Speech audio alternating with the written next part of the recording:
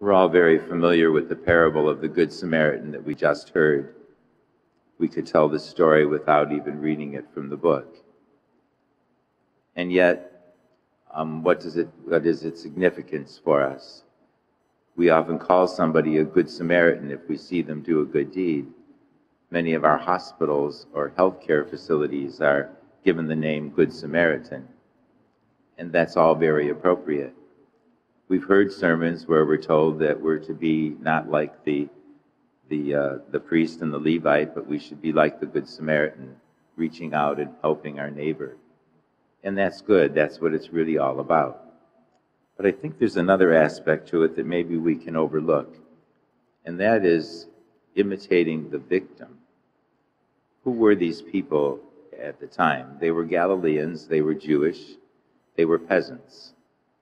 They understood what it meant to be in the state that that victim was in.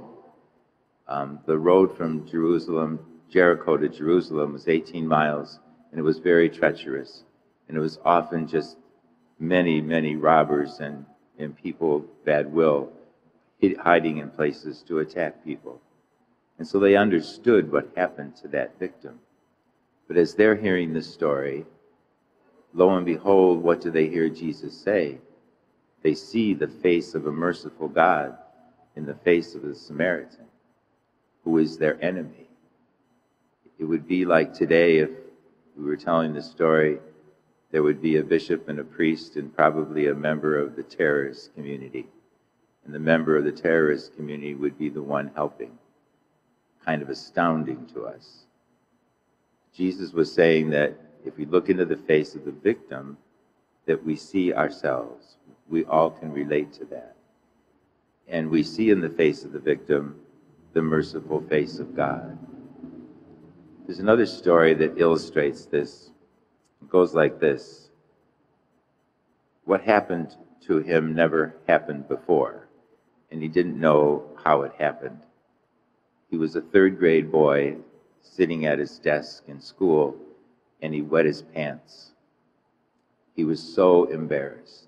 He didn't know how this could happen. If the boys see him, they were going to mock and tease him the rest of his life.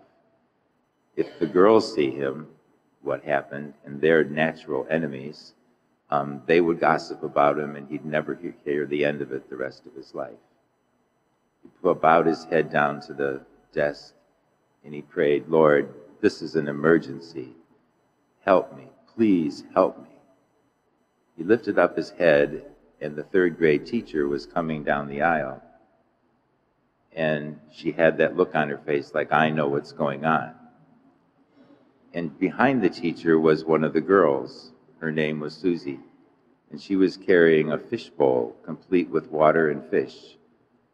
And as the teacher saw her coming, she stepped aside to let the little girl go by before she approached the boy. And the little girl bumped into the hip of her teacher, and she spilled the entire fishbowl into the lap of the boy that was sitting in the desk. He pretended that he was angry, but in his heart he kept saying, thank you, God.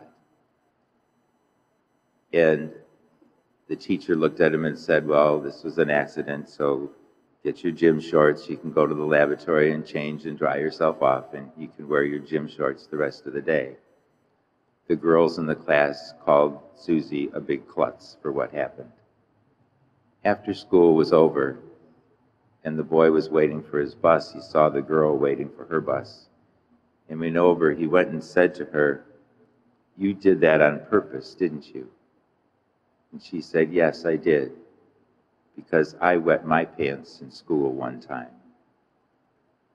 He looked her in her face, and he no longer saw his enemy, but his friend. And he just said to her, thank you, Susie, thank you so much. I think that tells in another way the story of the Good Samaritan, and that we can often not understand even that our enemies could be our friends.